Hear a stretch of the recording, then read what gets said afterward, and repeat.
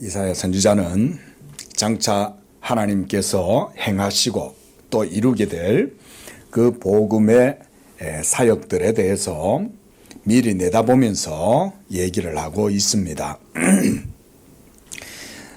뭐 다른 장들도 마찬가지지만 이 52장의 내용도 우리가 이렇게 생각을 해보시면 좋을 것 같습니다. 자, 지금 우리 앞에 전쟁의 참화가 여기에 막 펼쳐져 있는 거예요. 지금 저기 막 폭탄이 터지고 저기서는 막 사륙이 일어나고 서로 내가 상대방이 죽지 않으면 내가 죽는다 이러면서 막 우리가 전쟁터가 그런 곳 아닙니까? 그렇죠? 전쟁터의 인격이 어디 있고 뭐 그런 게 어디 있어요? 상대방을 죽이지 못하면 내가 죽는 거고 그런 비참한 데가 전쟁터잖아요.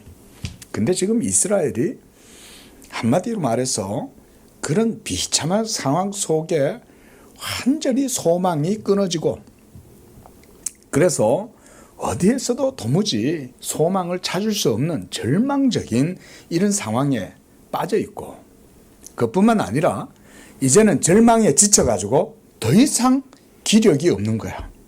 아유 이제 모르겠다. 이제 죽든지 말든지 이러면서 삶의 기력이 완전히 소망도 끊어져 버린 거예요.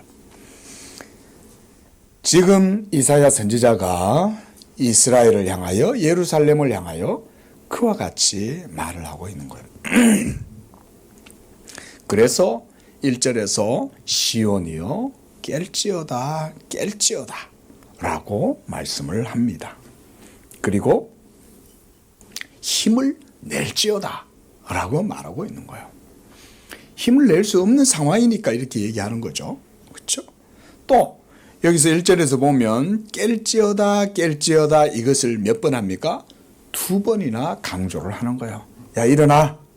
이 정도 가지고는 이 의기소침해 있고 침체되어져 있고 절망에서 완전히 모든 기력을 소실한 그런 하나님의 백성들을 이렇게 세울 수가 없는 거예요.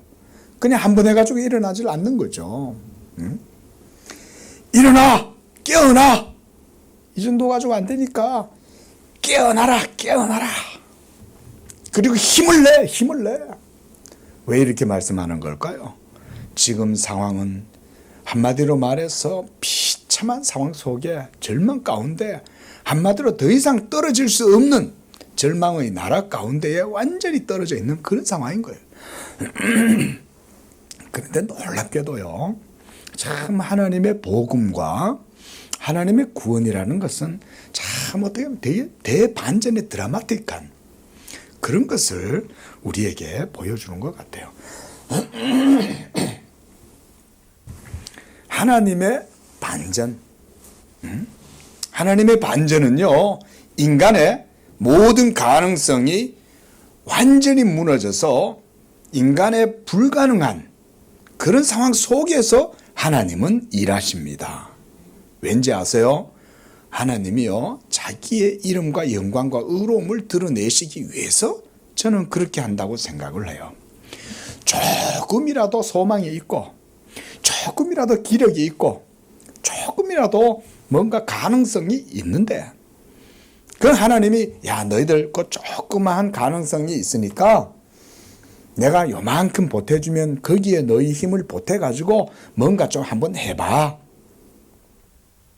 하나님이 이렇게 하시지 않는다는 겁니다. 그게 아니라 하나님은 죽은 자를 살리시는 거예요. 막 힘들어가지고 나 좀 어떻게 좀 살려줘요 이러고 막 아직도 살아가지고 이렇게 부시럭부시럭 대고 있는 그런 게 아니라 완전히 사망에 사로잡혀가지고 자기 힘으로는 절대로 그 사망의 권세를 이길 수 없는 그런 완전한 사망에 사로잡혀 있는 그런 상태에 있는 우리 백성들, 하나님의 백성들을 거기에서 이끌어내시기 때문에 그래야 하나님이 나를 살리셨다 그럴 거 아니에요. 그렇죠? 우리 인간은요, 자기 의에 대한 이 교만이 얼마나 큰지 모릅니다. 여러분, 이거를 여러분들이 성경을 배워 가실 때 이런 교리적인 이해들을 여러분들이 깊이 하셔야 돼요. 인간의 타락과 부패함이 어느 정도냐? 여러분들이 인생을 살아오시면서 경험했던 인간의 그 모든 불의함과 연약함, 여러분 그 정도를 가지고도 못 깨닫습니다. 성경이 인간에 대해서 뭐라고 말하는지를 우리가 듣지 않으면 우리는 인간의 부패와 타락이 어느 정도로까지 부패했는지 알 수가 없어요. 그래서 예레미야 선지자는 사람의 마음에 부패하고 타락한 본성을 우리는 능히 측량할 수 없다 그랬어요. 능히 측량할 수 없다. 하지만 성경은 인간에 대해서 완전한 부패와 완전한 타락. 그래서 우리가 이걸 우리 장로교회 개혁주의에서는 인간을 전적인 타락이라고 말하죠. 전적 타락, 전적 부패, 이 상태가 바로 인간의 상황인 거예요. 하나님은 이스라엘을 통해서 바로 그런 인간의 모습을 전형적으로 보여주시는 거예요. 보세요. 율법을 통해서 하나님의 은총을 입은 이스라엘이 결국 율법 앞에서 성공했어요? 실패했어요?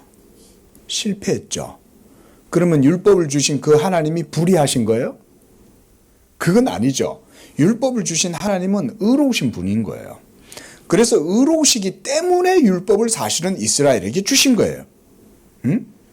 그 어떤 분들은 율법을 주셔갖고 이스라엘을 골탕 먹이고 이스라엘의 부패하고 비참한 모습을 드러내려고 했다. 저는 그렇게는 안 봅니다.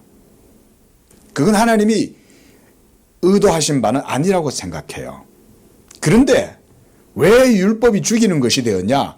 그것은 말하자면 우연히 주어지는 거예요. 우연이라는 말은 뭔 말이냐면 하나님이 의도하지 않았지만 그 율법 자체가 갖고 있는 공의의 속성 때문에 결국 죄인들인 우리가 그 율법을 감당하지를 못하는 거예요. 돌을 뜨겁게 불에 달구어 가지고 여러분들이 손 위에 딱 올려주면 추운 겨울에 그거 갖고 있으면 따뜻할 거 아니에요. 그렇죠? 근데 이게 너무 뜨거우면 어떻게 해요? 그거를 손에 들고 있지를 못하죠. 예? 한마디로 율법이라는 것을 저는 가끔 그렇게 생각을 해봐요. 그렇게 달군 돌이라고 생각을 하면 되는 거예요. 이거 집어삼키면 돼요? 안 돼요? 집어삼키면 안 되죠.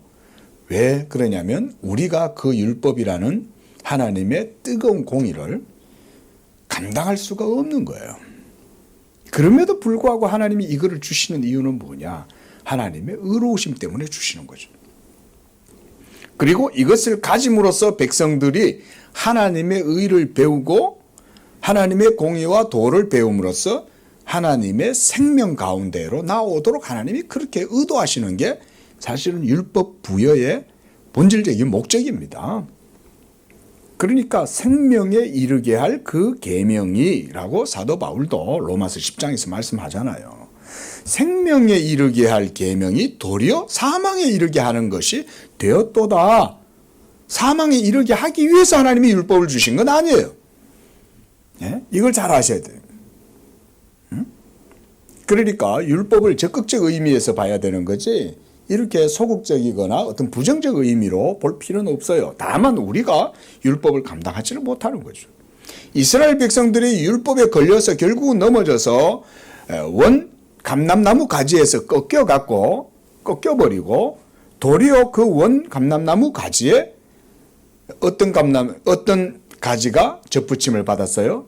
돌감람나무 가지가 거기에 접붙임을 받은 거죠. 그게 바로 우리 이방인들이잖아요. 자, 지금 이사야 선지자의 비전은 지금 현실과 장래 일어나게 될 이 두 가지 일들이 지금 이 52장에는 우리에게 펼쳐져 보여지고 있는 거예요. 그러니까 선지자의 눈앞에는 먼저는 현실이 있어요. 전쟁의 포화가 있고 그 속에 사륙이 있고 그 속에 인생의 비참한 모든 실존적 사건들이 그 속에서 다 일어나는 거예요. 그게 지금 이사야가 처해 있던 현실인 거예요. 근데 그 현실을 바라보는데 선지자의 눈에는 이중적인 비전이 보이는 거예요. 하나는 뭐냐? 현실은 그러함에도 불구하고 하나님의 위로와 하나님의 구원의 은총과 자비가 예언의 말씀을 통해서 이 선지자에게, 이사야 선지자에게 임한 거예요. 그래서 선지자가 바라보니까 야, 이게 놀라운 하나님의 구원이 하나님의 언약의 말씀 속에 약속이 되어 있는 거거든. 그게 율법의 약속이죠. 그래서 신약의 사도들도 예수 그리스도 복음을 전하면서 율법과 선지자들에게 증거를 받은 것이다 라고 말씀하죠. 뭐가? 복음이. 그렇죠? 복음은 이미 율법 그 자체에서도 증거할 뿐 아니라 선지자들도 이런 비참한 상황 속에서 증거했다는 거예요. 복음을. 바로 예수 그리스도의 복음에 대해서 증거를 했던 거예요. 그러니까 지금 이사야 선지자가 52장에서 바라보고 있는 그 비전은 뭐냐? 장차 하나님의 언약이 성취되고 그래서 예수 그리스도를 통해서 이루어지게 될 구속의 비전이 이와 같이 하나님의 백성들에게 이루어지게 될 것이라고 지금 말씀하고 있는 거예요. 그러니까 그걸 보니까 선지자가 야, 깨어나 힘을 내. 우리 하나님이 그냥 너희들을 두지 않아. 응? 너희가 장차 하나님의 이 큰 애가 벌써 예비되어져 있어. 그러니까 우리가 이런 걸 좀 신학적으로 교리적으로 말하면 하나님이 이사야 선지자의 이 참 그 현실을 바라볼 때는 참담하고 암울하고 비참하지만 슬프지만 고통스럽고 괴롭지만 그런 선지자의 눈과 마음을 열어가지고 이끌어서 높이 들어올리는 거예요. 이거를 우리 이제 라틴어를 잘 하시는 이제 우리 문병호 교수님이 수르슴 꼬르다라고 그런 거예요. 칼빈의 신학에서 이런 개념들이 있는 거예요. 하나님이 수르슴 꼬르다 들어 올리신다. 끌어서 들어 올려갖고 하나님의 영광과 하나님의 비전과 하나님의 행하시는 일들을 바라보게 하도록 믿음을 끌어올려가지고 바라보게 하는 거예요. 그러니까 비참한 현실 속에서도 이사야 선지자는 성령을 힘입어서 백성들을 향하여 시온이여 깰지어다 너는 힘을 낼지어다. 또 그 다음에 계속해서 거룩한 성 예루살렘이여 네 아름다운 옷을 입을지어다 라고 말하는 거예요. 아름다운 옷을 입으라는 거예요. 전쟁이 막 터져가지고 지금 야단이 나가지고 힘들고 괴로운데 아름다운 옷을 입을 사람이 누가 있어요? 그렇죠? 저 우크라이나에 지금 전쟁이 나가지고 저러고 있는데 거기 가가지고 옷 입으세요. 아름다운 예식복 입으세요. 이렇게 말하면 몸에 맞죠? 그렇죠? 근데 지금 이사야 선지자는 그 현실을 향하여 백성들을 향하여 힘을 내고 깨어나고 네 옷을 아름답게 입어라. 왜 아름답게 입어라 하는 거예요? 말 한마디로 말하면 장차 천국 잔치가 벌어지게 될 거다 이 말인 거죠. 지금은 이런 상황이라도 하나님의 천국 잔치가 이루어지게 되니까 예복을 네가 갖추어서 입어라. 자, 이 정도 얘기할 때는 이 사람이 정신이 나간 사람이 아닌다 하면은 이렇게 얘기하기가 쉽지가 않은 거예요.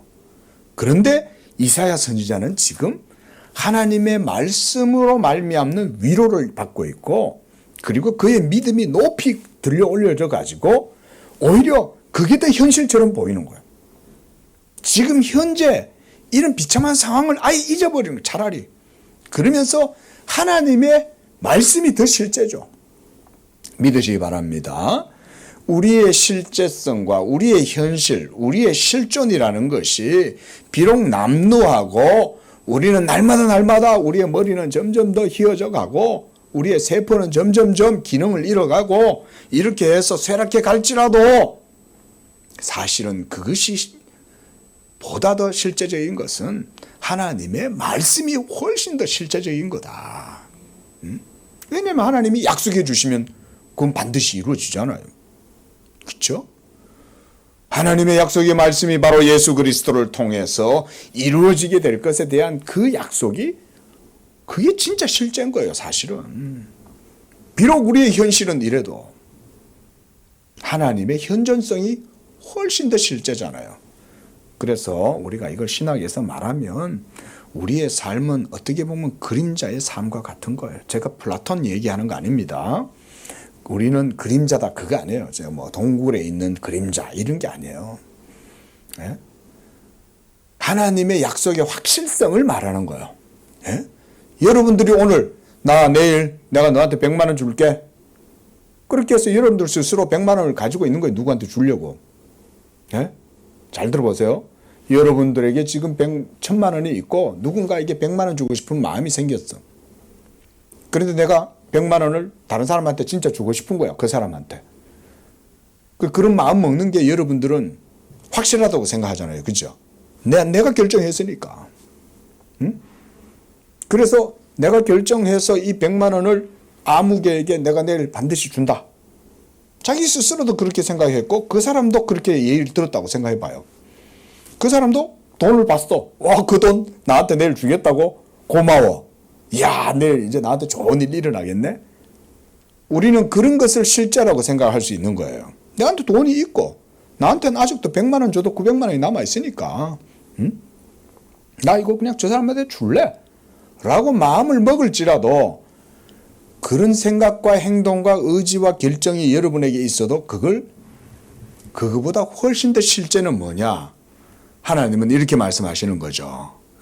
인생들아, 너희가 어찌 하루에 내일 일어날 일들에 대해서 장담하느냐? 안 그래요? 하나님이 오늘 밤에 너를 데려가시면 네가 어떡할 거야? 그러면 네가 아무리 내일 100만 원 누구한테 아무개한테 주겠다고 장담한들 그게 되겠냐? 자, 조금 이해되십니까? 하나님의 실제성이라는 거는 그리고 우리의 실제성이라는 것은 비교가 안 되는 거예요. 사실은. 이걸 아셔야 되는 거예요. 여러분들은 아무리 장담하고 내가 지금 생각하고 있고 결정하고 있고 내가 선택했고 내가 의지하고 활동하고 행동하려고 해. 그리고 난 실제로 그렇게 마음을 먹었어. 내가 이 100만 원 누구한테 줘도 아무개한테 줘도 나는 안 아까워. 라고 하면서 아무리 그렇게 스스로 생각하고 행동하고 결정한다 해도 하나님이 여러분들의 그 모든 인생을 그냥 지금 걷어가시면 내일 그게 무슨 의미가 있냐 이거죠. 그렇죠? 하나님이 실제다 이 말인 거예요. 그 반면에 하나님이 약속하시는 거야. 근데 내 상황은 절대 내일을 예견할 수 없는 상황인 거야. 네? 내 상황은 절대로 내일과 미래에 대해서는 생각할 수도 없어. 오늘 당장 내가 죽을 수도 있는데. 그런데 하나님이 아니야, 너 100일 후에 너 분명히 그 돈을 저 사람한테 줄 수 있어. 하나님이 이렇게 말해봐요. 내일의 삶도 생각하지 못하는 절체절명에 있는 상황 속에 하나님이 말씀하시는 거죠. 아니, 너 100일 후에 그 돈을 네가 직접 저 사람한테 주게 될 거야 라는 말은 100일 동안 안 죽는다는 얘기잖아요. 뭐가 확실해요? 그렇죠. 하나님 말씀이 확실하다는 얘기는 그런 거예요, 여러분. 그게 하나님의 현존성의 실제성이 우리의 모든 삶을 다 하나님의 무게에 저울에 갖다 올려놔도 안 된다. 예. 이렇게까지 여러분들이 하나님 말씀에 대해서 생각을 해야 돼. 하나님의 존재와 그분의 영광과 그 약속의 말씀의 무게는 우리 인생들의 모든 것들을 그 저울에 올려놔도 안 돼요. 비교도 안 돼요. 예? 믿으시기 바랍니다. 이런 게 하나님의 실제성이죠. 하나님이 약속하면 그건 반드시 이루어지는 거예요. 그리고 이사야 선지자는 지금 높은 의식 속에서 하나님의 영원한 말씀이 장차 이루어지게 될 것을 지금 시온을 향하여 말씀하고 있는 것을 지금 증거하고 있는 거예요. 그러니까 일어나! 일어나! 힘을 내! 그리고 아름다운 옷을 입어!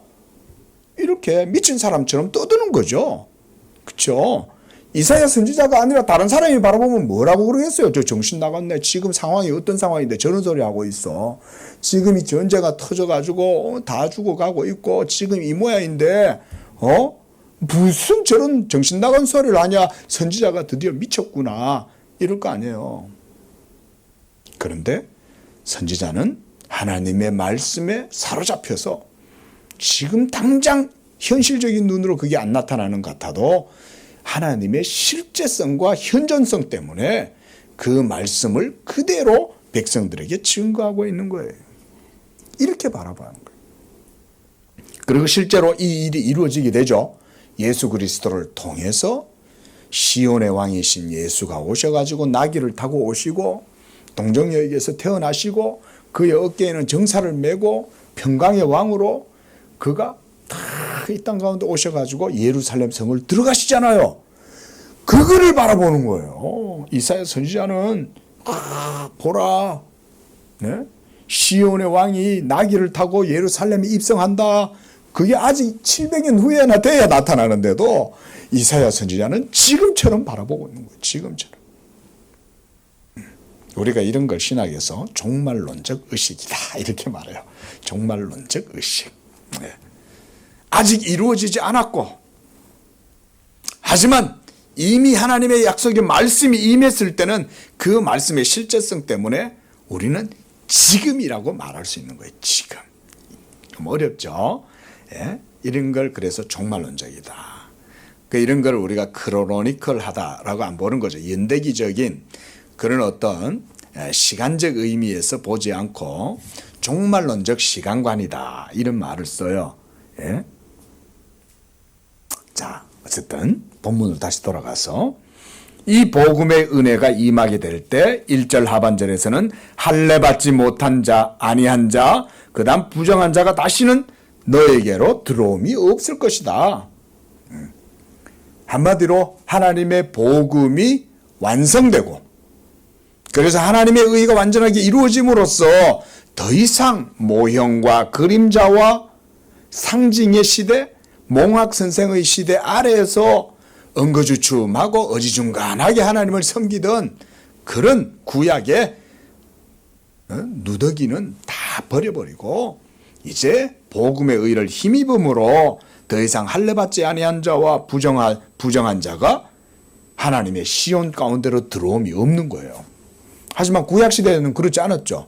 구약시대 때는 참 여전히 그 율법 아래서 하나님을 섬길 때 얼마나 백성들이 부족하고 연약합니까?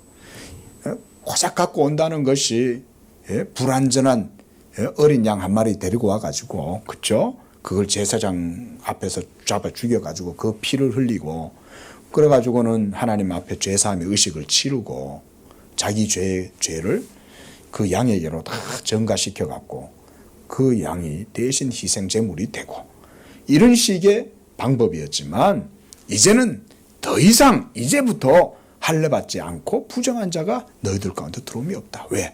예수 그리스도를 통해서 완전한 하나님의 의가 십자가에서 만족이 되고 성취가 되기 때문에 그래서 이제는 그 예수를 믿는 자들은 누구든지 복음의 담대함과 자유함을 가지고 하나님 앞으로 나올 수 있기 때문에 그래서 이렇게 말씀하는 거예요. 그래서 2절에 너는 티끌을 떨어버릴지어다. 예루살렘이여 일어나 앉을지어다. 사로잡힌 자여 딸 시온이여 네 목의 줄을 스스로 풀지어다 라고 말씀합니다. 바로 예수 그리스도로 말미암아 주어지게 될 구속의 은총들 때문에 이렇게 말씀하는 거예요. 티끌을 떨어버려라.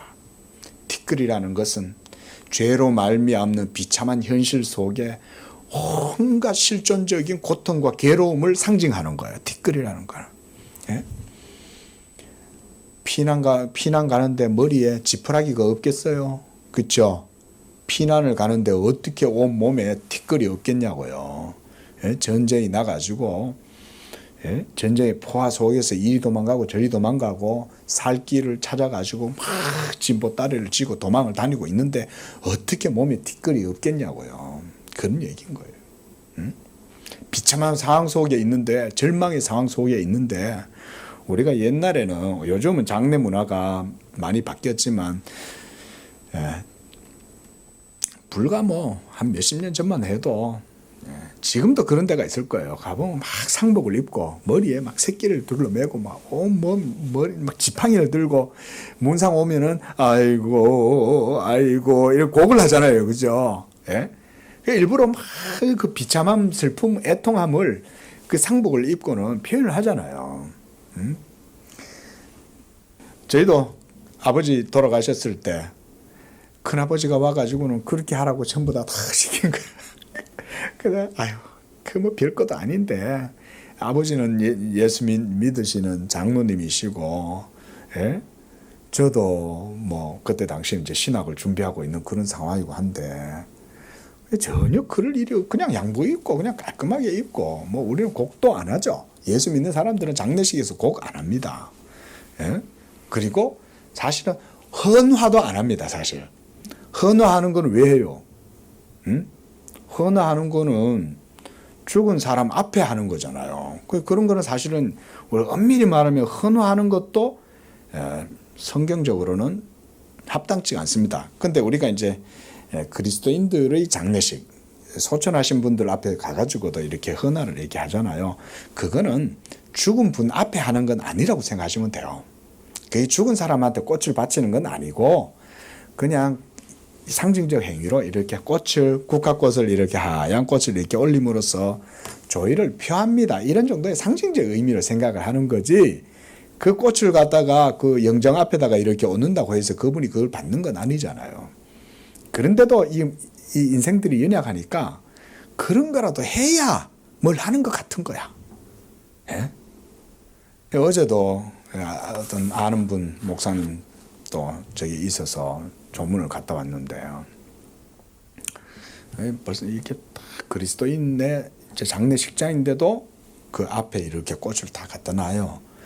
대신 우리는 분향은 안 합니다.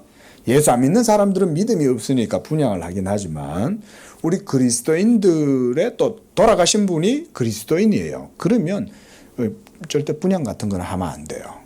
꽃 정도는 우리가 그 정도는 그냥 이해해 주는 거야, 그냥. 예? 사실 엄격하게 하면 헌화도 안 돼. 원래 이 우리 총회 헌법에 이 장례 절차 같은 게 다 규정이 되어 있는데 그것에도 그렇게 하면 안 된다고 되어 있습니다. 예배 모범이나 이런 데에서 헌화는 못 해요. 죽은 사람한테 뭔 헌화를. 대신 향 피우는 것도 못 해. 향도. 왜냐하면 향이라는 것은 이거는 이방의 습성이잖아요. 향을 피움으로써 그 혼령을 위로하고 이러면서 그게 어떤 미신적 의미가 있는 거거든요. 그러니까 절대 그 향을 피우는 건 안 되는데, 예수 안 믿는 분이면 이해가 되지만, 자, 뭐 말이 좀 나갔지만 티끌 이런 게 비참한 상황 속에서는 머리에 일부러 티끌을 뒤집어 쓰죠. 근데 그걸 다 털어버려라. 왜?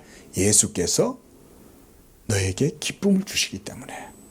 예수 그리스도로 말미암는 죄사함의 은혜가 너에게 주어질 것이므로, 그래서 일어나 앉으라는 거예요. 더 이상 누워있지 마라.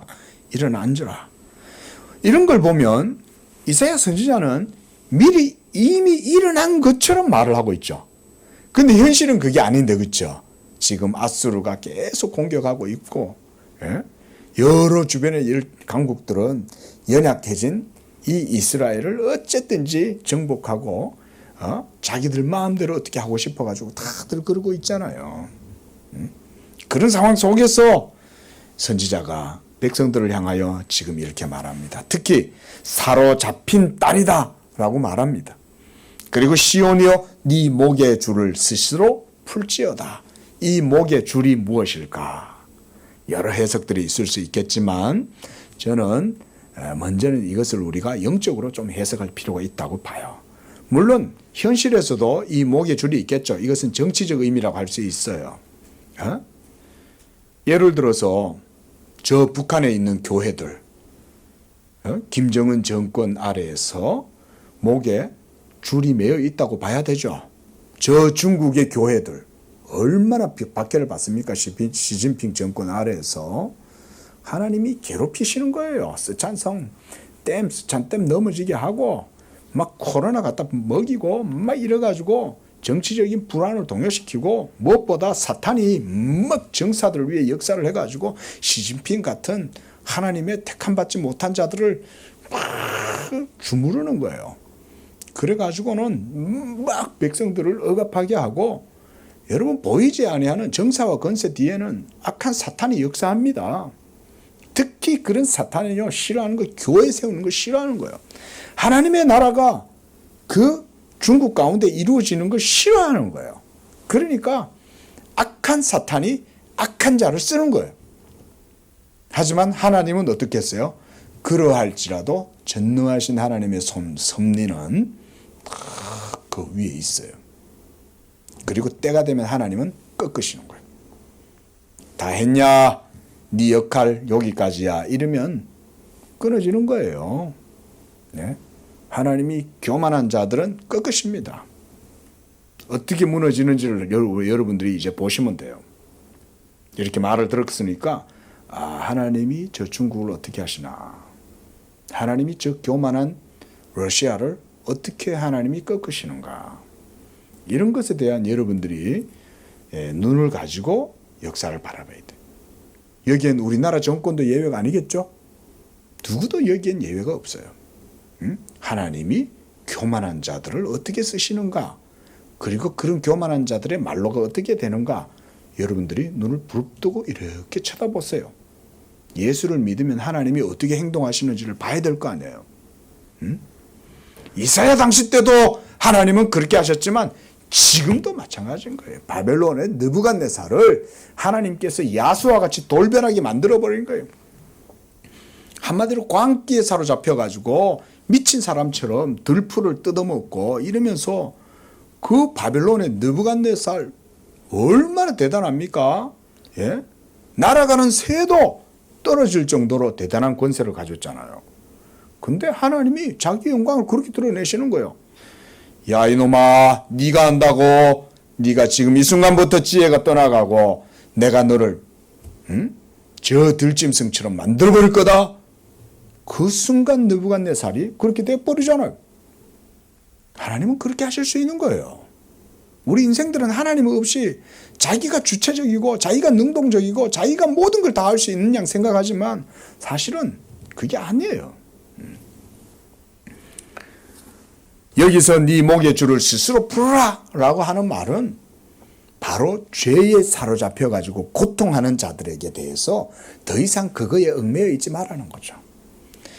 동물들한테 가끔가다 그런 실험을 하면 처음에 막 자유롭게 다니다가 어느 순간 이렇게 목에 줄을 매놓고 있으면 나가려고 하다 보면 이게 안 되잖아요. 그럼 나중에는 그게 익숙해져 가지고 그때부터 도망갈 생각을 못 하는 거예요.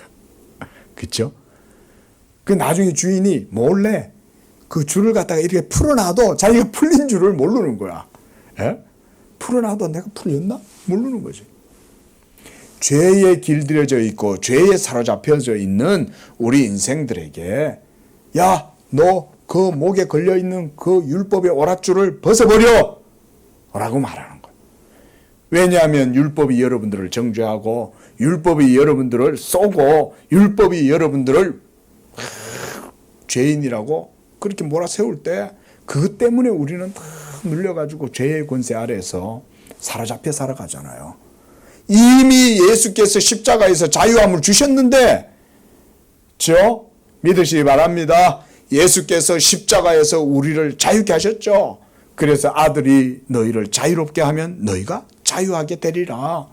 아들이 자유하게 하셨는데 여전히 우리가 그 율법이라고 하는 정죄의 오랏줄을 이 목에다가 메고 있으면 어떻게 되겠냐 이거죠.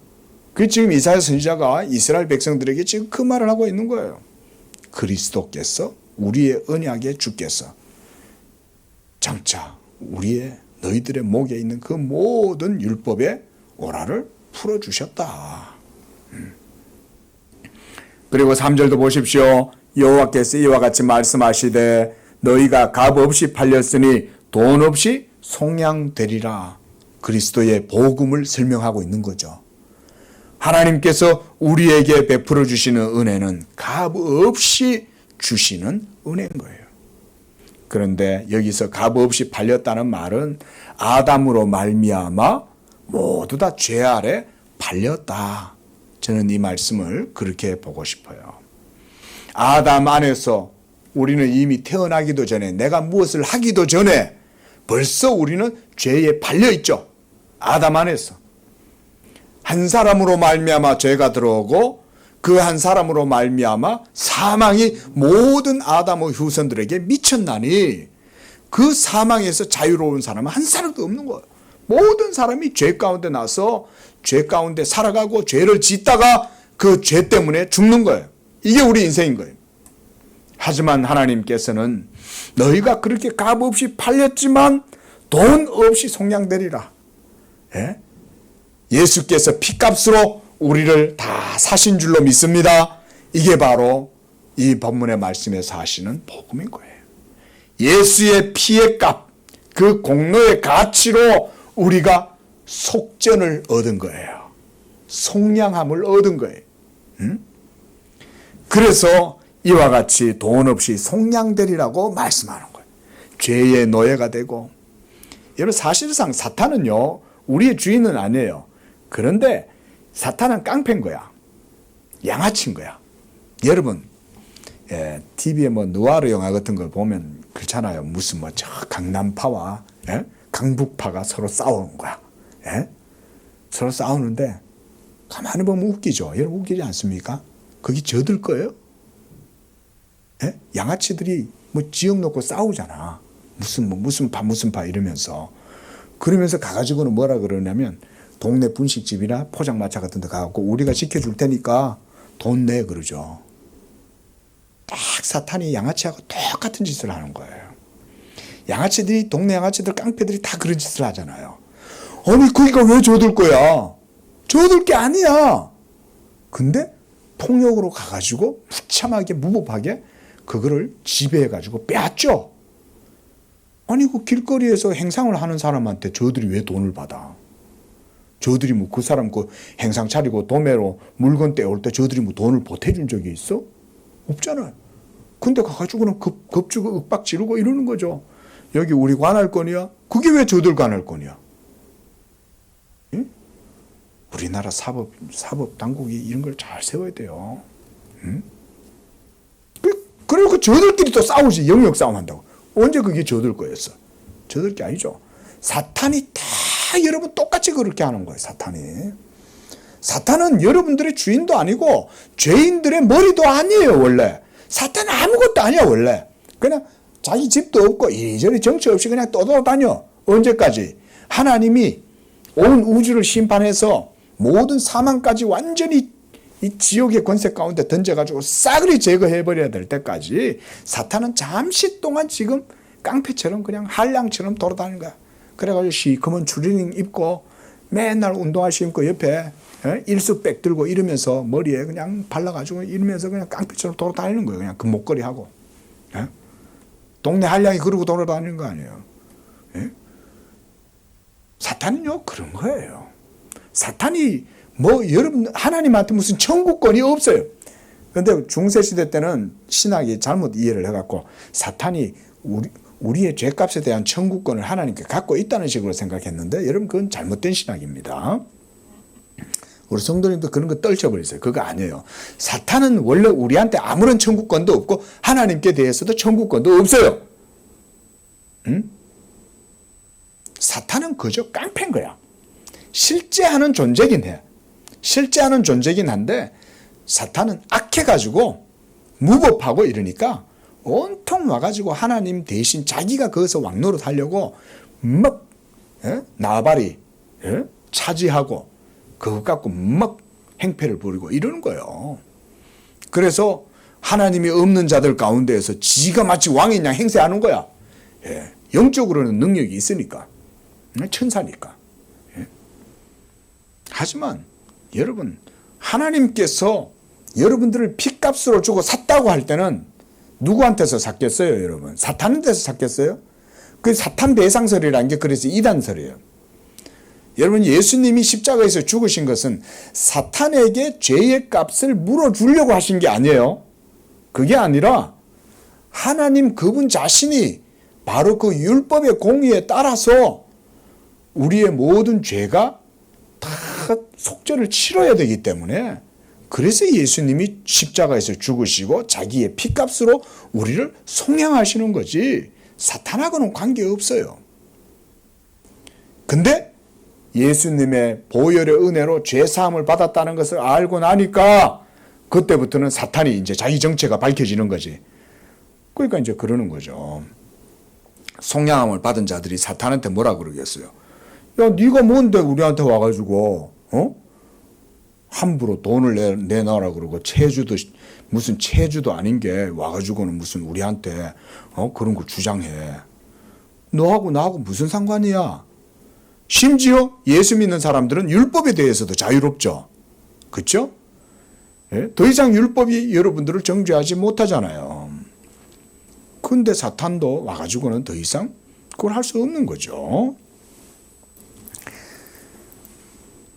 자, 4절까지 보겠습니다. 주 여호와께서 이와 같이 말씀하시되 내 백성이 전에 애굽에 내려가서 거기에 거류하였고 아수르인은 공연히 그들을 압박하였도다. 애굽이 이스라엘 백성들을 400년 동안 착취할 때 사실은 깡패들한테 사로잡혀 있었던 거나 마찬가지였던 거예요. 그리고 아수르인들도 이스라엘 백성들을 공연히 압박하는 거예요. 쓸데없이. 사탄이 여러분들을 와가지고 막 사로잡고 괴롭히고 고통스럽게 하고 사실은 사탄한테는 그런 권한도 없어요. 하지만 하나님께서는 이제 이 백성들을 다 구원하십니다. 5절에 보면 그러므로 이제 여호와께서 말씀하신다. 내 백성이 까닭 없이 잡혀갔으니 내가 여기서 어떻게 하랴? 여호와께서 말씀하시되 그들을 관할하는 자들이 떠들며 내 이름을 항상 종일토록 더럽히도다. 누가? 애굽이. 누가? 아수르가. 누가? 사탄이. 누가? 죄악된 세상이. 라고 말하는 거예요. 여러분, 예수 믿는 우리는 더 이상 세상과 아무 관계도 없는 줄로 믿습니다. 세상이 여러분들에 대하여 십자가에서 못 박혔고 우리도 더 이상 세상하고 관계가 없어요. 십자가에서 우리는 이미 세상에 대하여 죽은 거예요. 예수께서 여러분들을 세상에서 구원해 내시고 그 피로 말미암아 모든 속량을 이루셨기 때문에 그리스도와 함께 내가 거기서 죽음을 당하고 그리스도와 함께 내가 다시 살리심을 받고 그러므로 더 이상 내 백성이 거기에 사로잡혀 있을 필요가 없다라고 말씀합니다. 오늘 여기까지 보겠습니다. 기도하겠습니다. 자비로우신 하나님 아버지, 이와 같이 그리스도 예수 그 십자가의 은혜로 우리를 모든 그리스도의 피와 공로로 말미암아 속량하시고 하나님께서 값을 치르심으로 우리의 모든 죄가 하나님 앞에서 물러지게 하시고 그래서 하나님이 우리를 물어주셔서 대신하여 이 모든 죄가 그리스도에게서 모두 아버지여 속전이 되고 그것으로 말미암아 우리를 자유하게 하시고 더 이상 죄의 노예가 되지 아니하고 사탄의 종노로 타지 아니하고 이와 같이 하나님의 택한 백성들에게 자유함을 주시니 감사합니다. 아버지여, 우리가 이와 같은 하나님 시온이여 깰지어다, 힘을 낼지어다, 아름다운 옷을 입을지어다 하신 말씀대로 우리들도 이와 같이 죄 대신 화관을 쓰고 슬픔 대신 희락과 기쁨의 옷을 입고 의의 옷을 입고 하나님께 영광을 돌리는 삶이 되도록 인도하여 주시옵소서. 예수님의 이름으로 기도합니다. 아멘.